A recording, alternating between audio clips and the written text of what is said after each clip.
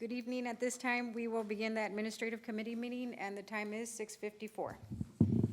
We don't have public comment, so we move on to 2.1, discussion to appoint a representative for Cameron Appraisal District's Board of Directors. Good evening, President, Mr. Moreno, board members, Superintendent Mr. Bion. Before you is the agreement between San Benito CISD and the Cameron County Board of Trustees to appoint one director to represent the taxing unit on the Board of Directors. This agreement expires on December 31st, so we need to appoint someone before December 31st. Questions? I have a question. So the appointment is over, we need to appoint a new representative by resolution before December 31st, 22, Yes, sir. right? So how does that come about as far as appointing somebody? I guess you all get together as a board and appoint a representative? A new representative? Yes, sir. Okay. Gilbert Weaver. And so it could be, So his time is up in December, and so we need to appoint somebody new. so this can be a community member It or can be. employee? Yes. as Can we well? discuss this and, Yes, okay, it's just for information, for and information? then we Okay. Yes, sir. come up with a name at the next meeting. Thank you. That becomes an agenda item 2.1. 2.2, review and discussion.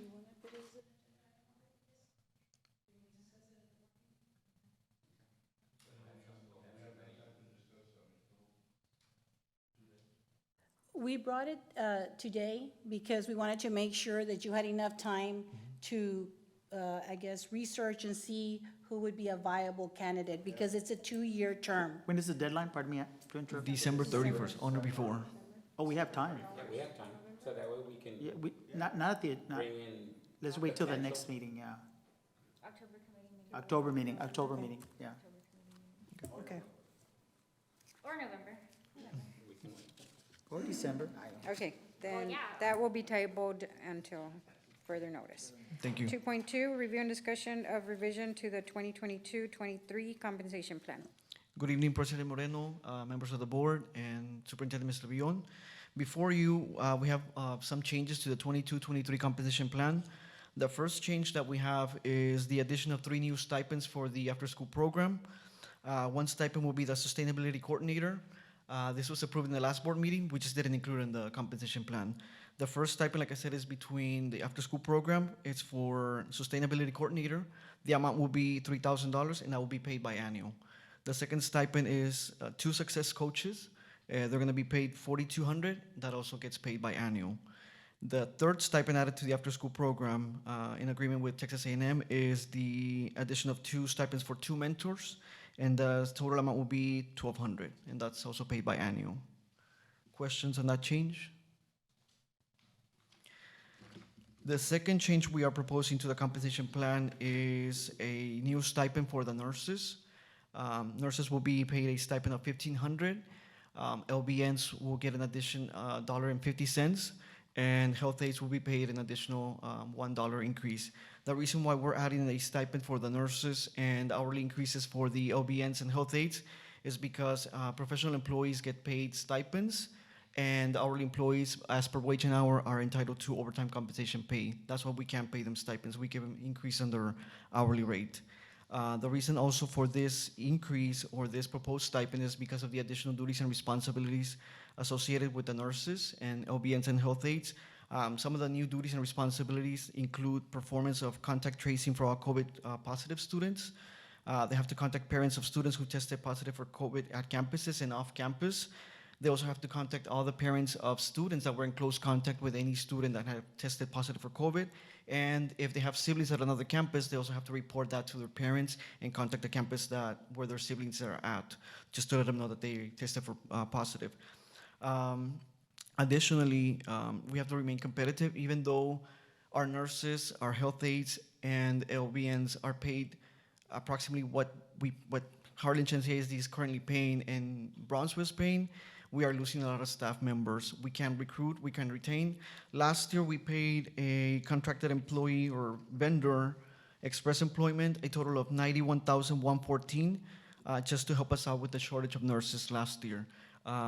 In the district that I was coming from last year, also we had to recruit nurses, and we couldn't find nurses. It was very difficult to retain our staff.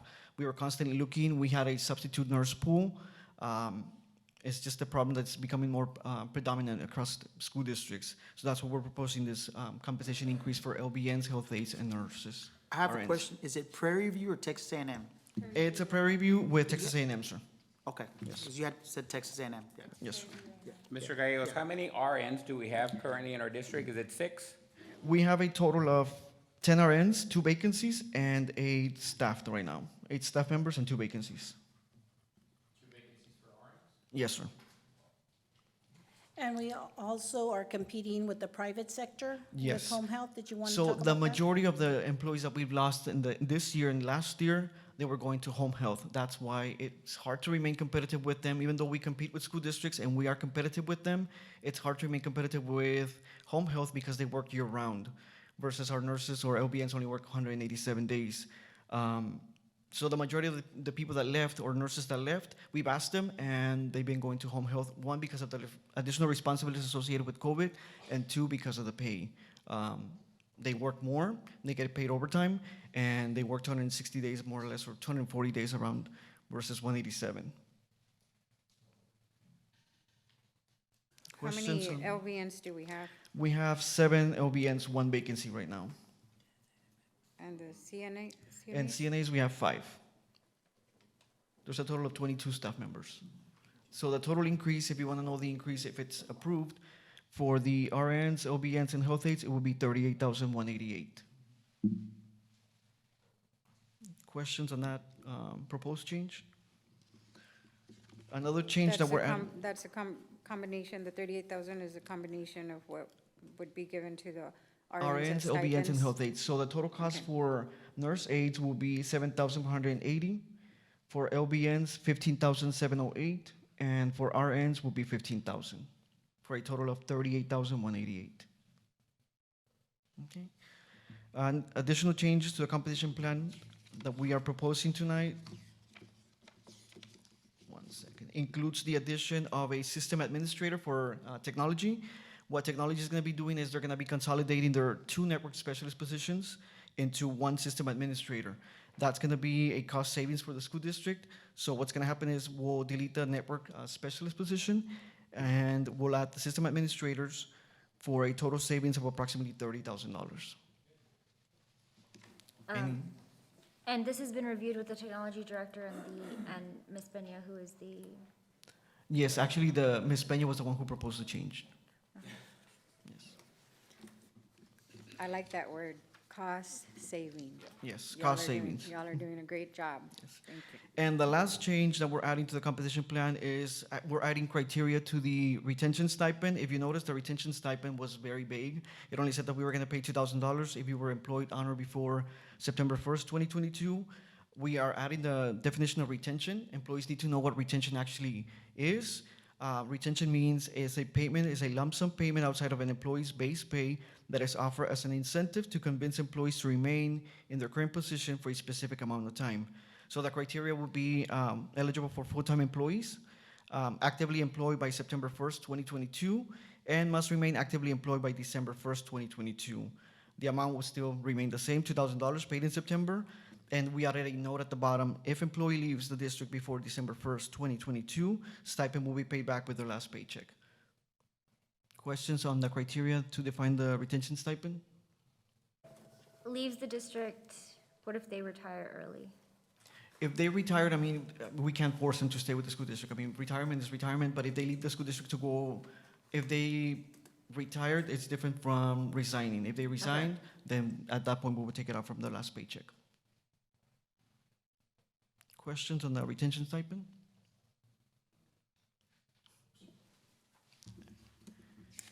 So, And those are the changes to the compensation plan. thank you. Thank you, Mr. Gallegos. 2.2 becomes an agenda item. There's also other attachments on that agenda item. For other stipends, I saw the attendance stipend. No, we're currently looking into an attendance stipend. but it will be for probably, if possible, and approved by the Board of Trustees, obviously, will be for the spring semester. So Okay, we're so currently not- working on that. No, So it wouldn't be a fall semester? no. Okay. Moving on to 2.3, review and discussion of affiliation agreement between the San Benito CISD and UTRGV College of Health Professions. Good evening, President Moreno, members of the board, and Superintendent Mr. Villon. Before you is an agreement between San Benito CISD and UTRGV Division of Health Services. What's going to happen is San Benito CISD provides students enrolled in the health services program the opportunity to work with an LSSP or SLP in order for the graduate students to get hands-on experience on what this position entails. We already have this as part of our services that we offer to our graduate students. We just need to take it back for renewal. Questions? And these individuals will be background checked? Yes, ma'am. Yes, okay. It's the same process as the nurses or, LSSPs, LPNs. Anybody that comes on board gets a background check with Human Resources. Any questions, comments? All right, I really think it's great that our district is focusing a lot on the health professions. We have a big need in our community here in South Texas, especially with the high diabetes rates and the heart issue rates, and so I think that with us preparing our kids for these professions, that's going to bring a lot of positive changes to our community. So I'm Yes, ma'am. excited. Thank you. Thank you. Thank you, sir. Moving on to 3.1.